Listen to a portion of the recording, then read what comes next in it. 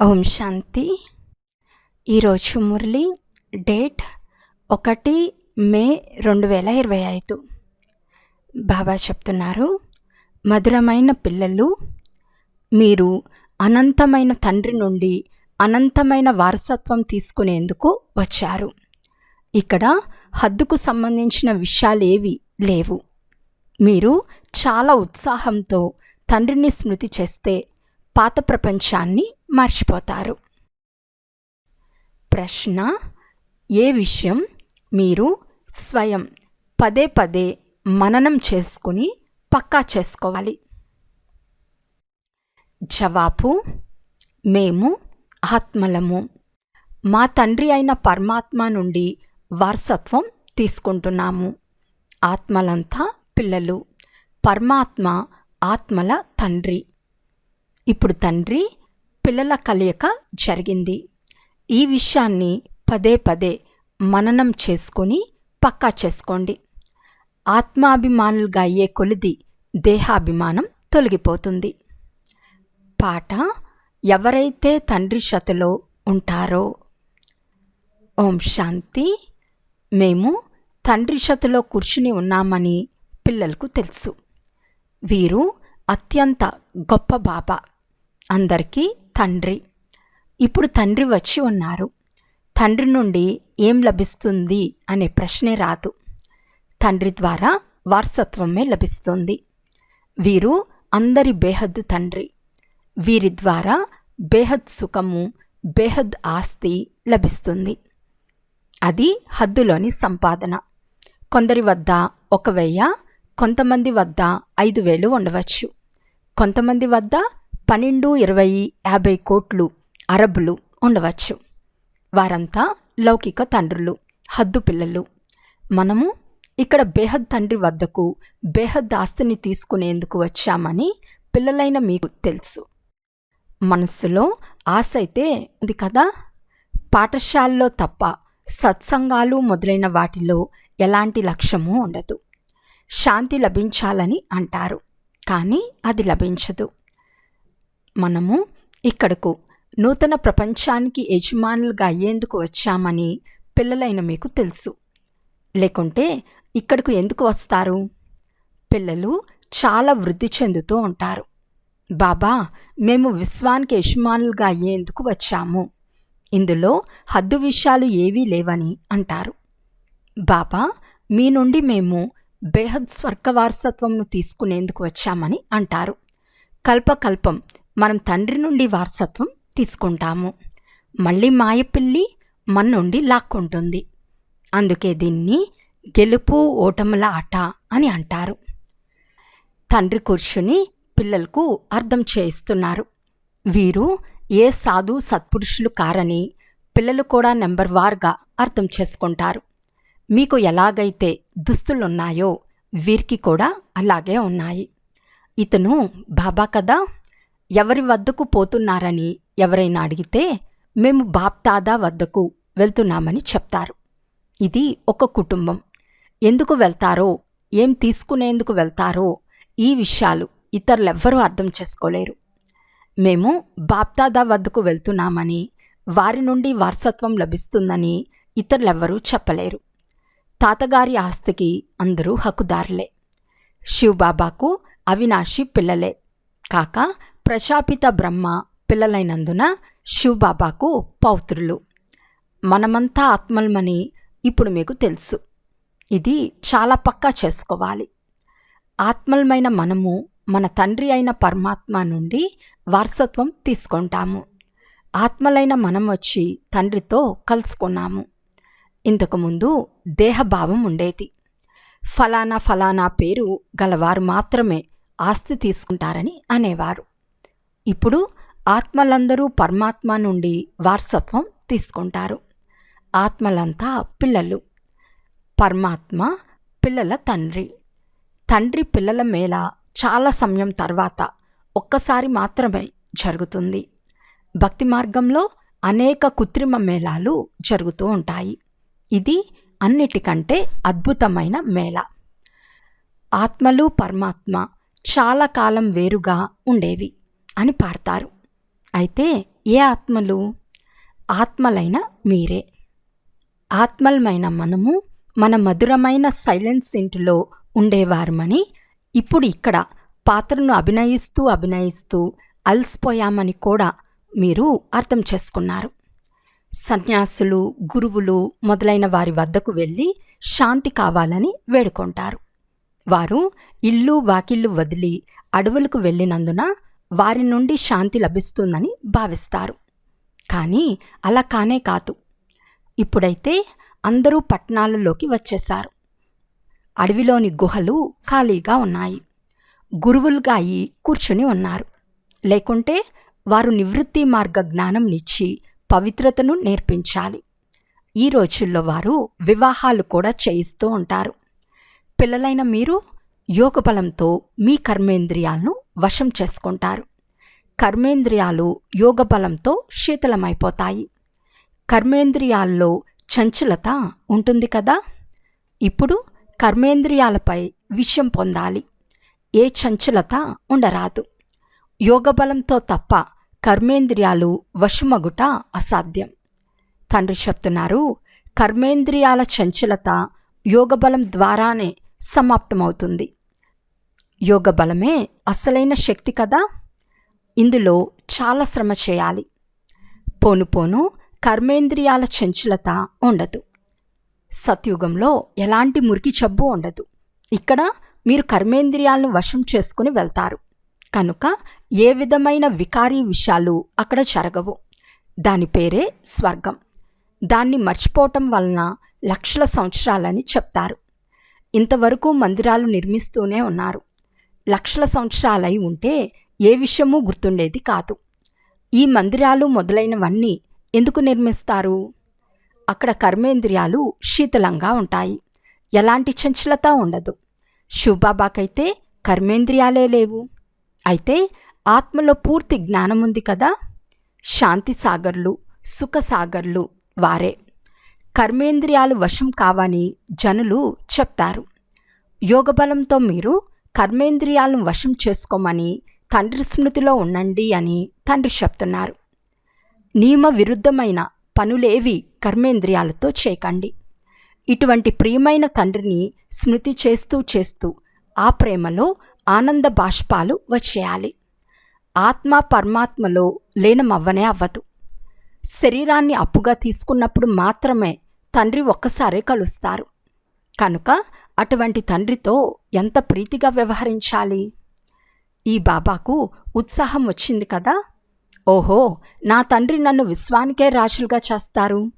ఇక ఈ ధనం సంపాదన ఏం చేయాలి? అన్నిటినీ వదిలేసి పిచ్చివాని వలె ఉండిపోయాడు. ఉన్నట్లుండి ఇతనికేమైంది అని అందరూ అనుకోసాగారు. వ్యాపారము మొదలైనవన్నీ వదిలేసి వచ్చేశాడు. అపారమైన ఖుషీలో మునిగిపోయాడు. సాక్షాత్కారాలు అవ్వసాగాయి. రాజ్య పదవి లభిస్తుంది. కానీ ఎలా లభిస్తుందో ఏమవుతుందో ఏమీ తెలియదు. లభిస్తుందని మాత్రమే తెలుసు. ఈ ఖుషీలోనే అంతా వదిలేశాడు. తర్వాత క్రమక్రమంగా జ్ఞానం లభించసాగింది. పిల్లలైన మీరు ఈ పాఠశాలకు వచ్చారు. లక్ష్యమైతే ఉంది కదా. ఇది రాజయోగం. అనంతమైన తండ్రి నుండి రాజ్యాధికారం తీసుకునేందుకు వచ్చారు. బాబా, మీరు వచ్చి మా దుఃఖాలను హరించి సుఖంలో ఇవ్వమని ఎవరిని స్మృతి చేస్తూ ఉండినామో వారి ద్వారానే చదువుకుంటున్నామని పిల్లలకు తెలుసు. పిల్లలు మాకు కృష్ణుని వంటి పుత్రుడు కావాలని కోరుకుంటారు. అరే, అతను వైకుంఠంలో కదా లభించేది. కృష్ణుడు వైకుంఠవాసి. అతన్ని మీరు ఉయ్యల్లో ఊపుతారు. అతని వంటి పుత్రుడు వైకుంఠంలోనే కదా లభించేది. ఇప్పుడు మీరు వైకుంఠ చక్రవర్తి పదవిని తీసుకునేందుకు వచ్చారు. అక్కడ తప్పకుండా రాకుమారుడు, రాకుమార్తెలే లభిస్తారు. పవిత్రమైన పుత్రుడు లభించాలనే ఆశ కూడా పూర్తి అవుతుంది. ఇక్కడ కూడా రాకుమార్తెలు చాలామంది ఉన్నారు. కానీ వీరు నరకవాసులు. మీరు స్వర్గవాసులను ఆశిస్తున్నారు. ఈ చదువేమో చాలా సులభమైనది. తండ్రి చెప్తున్నారు, మీరు చాలా భక్తి చేసి ఎన్నో ఎదురు దెబ్బలు తిన్నారు. మీరు ఎంతో సంతోషంగా తీర్థయాత్రలు మొదలైన వాటికి వెళ్తారు. అమర్నాథ్కు వెళ్ళి శంకరుడు పార్వతికి అమర్ కథ వినిపించాడని భావిస్తారు. అమర్నాథుని సత్యమైన కథను మీరిప్పుడు వింటున్నారు. ఇక్కడ తండ్రి కూర్చుని మీకు వినిపిస్తున్నారు. మీరు తండ్రి వద్దకు వచ్చారు. ఇది భాగ్యశాలి రథమని, దీనిని బాబా అప్పుగా తీసుకున్నారని మీకు తెలుసు. మనం శివబాబా వద్దకు వెళ్తాము. వారి శ్రీమతంనే అనుసరిస్తాము. ఏమైనా అడగాలి అంటే బాబాను అడగవచ్చు. పిల్లలంటారు, బాబా మేము సభలో మాట్లాడలేకపోతున్నాము. అందుకు బాబా అంటారు, పిల్లలు, ఇందుకు మీరు పురుషార్థం చేయండి. ఇందులో నేను ఏం చేయగలను అని బాబా అంటారు. తండ్రి పిల్లలైన మీకు శ్రేష్టంగా అయ్యేందుకు సులభమైన మార్గాన్ని తెలుపుతున్నారు. మొదటిది కర్మేంద్రియాలను వశపరచుకోండి. రెండవది దైవీ గుణాలను ధారణ చేయండి. ఎవరైనా కోపగించుకుంటే ఆ మాటలు వినకండి. ఒక చెవితో విని రెండో చెవితో వదిలేయండి. ఇష్టం లేని చెడు మాటలను అసలు వినకండి. పతి కోపగించుకుని కొడుతూ ఉంటే ఏం చేయాలి అని అడుగుతారు.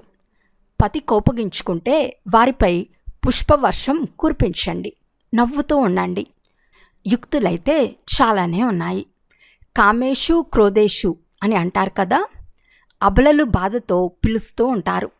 ద్రౌపది ఒక్కరే కాదు, అందరూ ద్రౌపదిలే. ఇప్పుడు నగ్నం అవ్వటం నుండి రక్షించేందుకు తండ్రి వచ్చారు. ఈ మృత్యులోకంలో ఇది మీ అంతిమ జన్మ. పిల్లలైన మిమ్మల్ని శాంతిధామానికి తీసుకెళ్లేందుకు వచ్చాను. అక్కడకు పతితాత్మలు వెళ్ళలేరు. కనుక నేను వచ్చి అందరినీ పావనంగా చేస్తాను. ఎవరికి ఏ పాత్ర లభించిందో అది పూర్తి చేసి ఇప్పుడు అందరూ వాపస్ వెళ్ళాలి. మొత్తం కల్పవృక్ష రహస్యమంతా బుద్ధిలో ఉంది. వృక్షంలోని ఆకులను ఎవ్వరూ లెక్కించలేరు. కనుక తండ్రి కూడా ముఖ్యమైన విషయాలైన బీజము, వృక్షముల గురించి అర్థం చేస్తారు. మనుషులైతే లెక్కలేనంత మంది ఉన్నారు. నేను కూర్చుని ఒక్కొక్కరి అంతర్యాన్ని తెలుసుకోను. భగవంతుడు అంతర్యామి అని, ప్రతి ఒక్కరూ అంతర్యం వారికి తెలుసునని మనుషులు భావిస్తారు. ఇవన్నీ మూఢనమ్మకాలు. మీరు వచ్చి మమ్మల్ని పతితుల నుండి పావనంగా చేయండి, రాజయోగంను నేర్పించమని మీరు నన్ను పిలిచారని తండ్రి చెప్తున్నారు. ఇప్పుడు మీరు రాజయోగాన్ని నేర్చుకుంటున్నారు. నన్ను స్మృతి చేయండి తండ్రి చెప్తున్నారు. తండ్రి ఈ మతం ఇస్తారు కదా. తండ్రి శ్రీమతం వారిచ్చు సద్గతి అన్నిటికంటే భిన్నమైనది. మతము అనగా సలహా. దీని ద్వారా మనకు సద్గతి కలుగుతుంది. మన సద్గతి చేయవారు ఆ ఒక్క తండ్రినేనని, ఇతరులెవ్వరూ చేయలేరని మీకు తెలుసు. వారిని ఈ సమయంలోనే పిలుస్తారు. సత్యుగంలో అయితే పిలవరు. సర్వుల సద్గతి దాత ఒక్క రాముడే అని చెప్పేది ఇప్పుడే. మాల తిప్పేటప్పుడు ఆ మాలను త్రిప్పుతూ పుష్పం వస్తూనే రామ అని చెప్పి కళ్ళుకు అత్తుకుంటారు. జపించవలసింది ఒక్క పుష్పంనే. మిగిలిన వారంతా వారి పవిత్ర రచన. మాలను గురించి మీరు బాగా తెలుసుకున్నారు. ఎవరైతే తండ్రి చేతలో సేవ చేస్తారో వారిదే ఈ మాల. శివబాబాను రచయిత అని అనరు. రచయిత అంటే ఎప్పుడూ రచించారనే ప్రశ్న వస్తుంది. ప్రజాపిత బ్రహ్మ ఇప్పుడు ఈ సంగం యుగంలోనే బ్రాహ్మణులను రచిస్తారు కదా. శివబాబా రచన అయితే అనాదిగా ఉండనే ఉంది. కేవలం పతితుల నుండి పావనంగా చేసేందుకు తండ్రి వస్తారు. ఇప్పుడు ఇది పాత సృష్టి. క్రొత్త దానిలో దేవతలు ఉంటారు. ఇప్పుడు శూద్రులను దేవతలుగా చేసేది ఎవరు? ఇప్పుడు మీరు మళ్ళీ దేవతలుగా అవుతారు.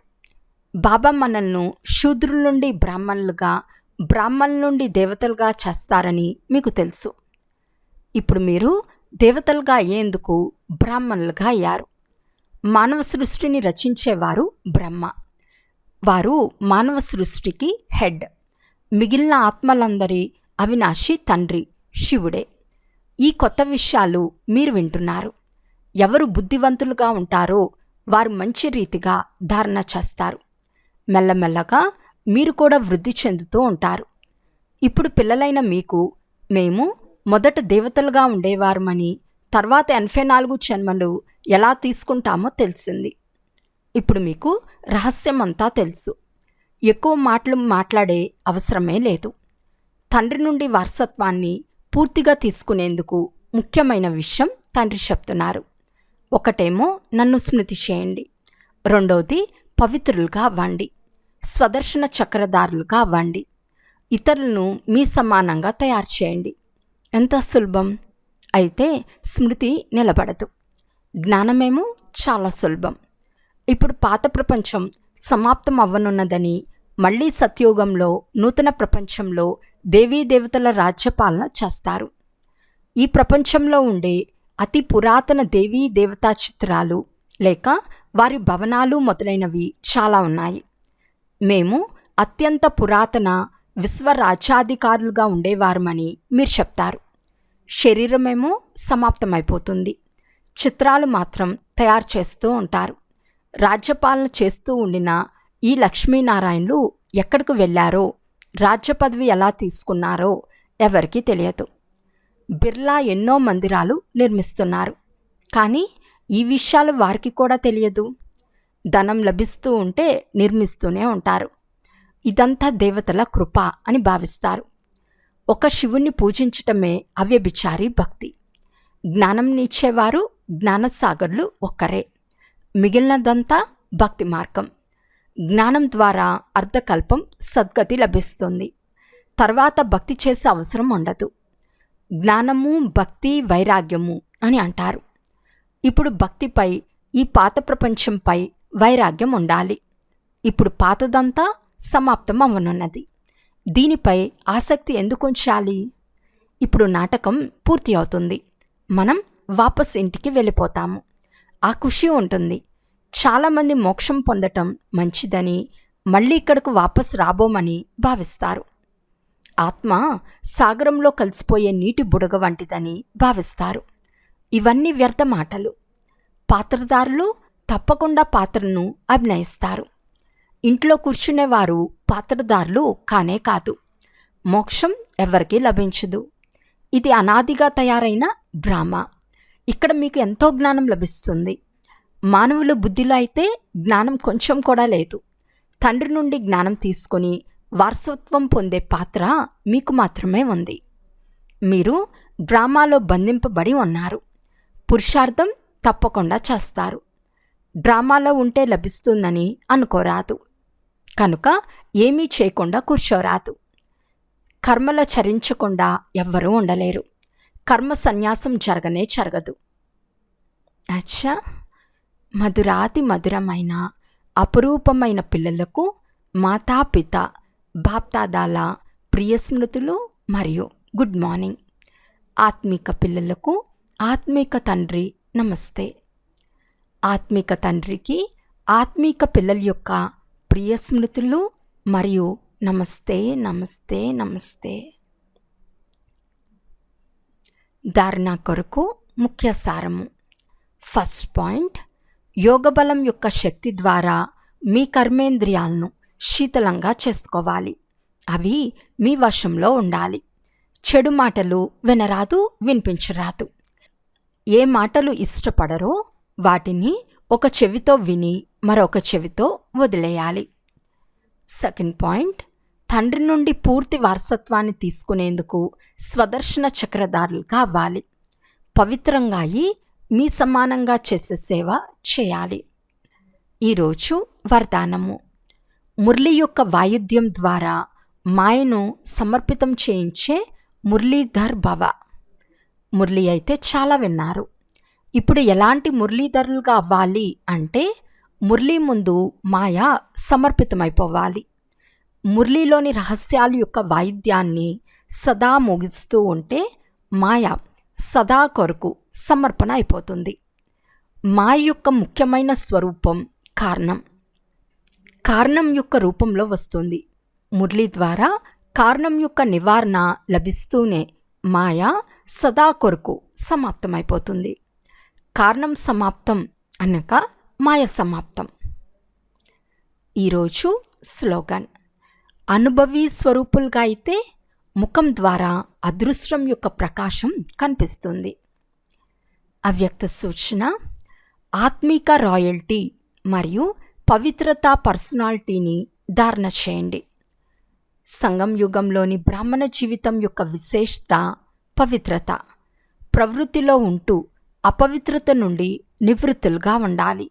స్వప్నంలో కూడా అపవిత్ర సంకల్పాల నుండి ముక్తులుగా ఉండాలి. ఇదే విశ్వాన్ని ఛాలెంజ్ చేసే సాధనం. ఇదే బ్రాహ్మణులైన మీ ఆత్మీక రాయల్టీ మరియు పర్సనాలిటీ. నచ్చా. ఓం శాంతి.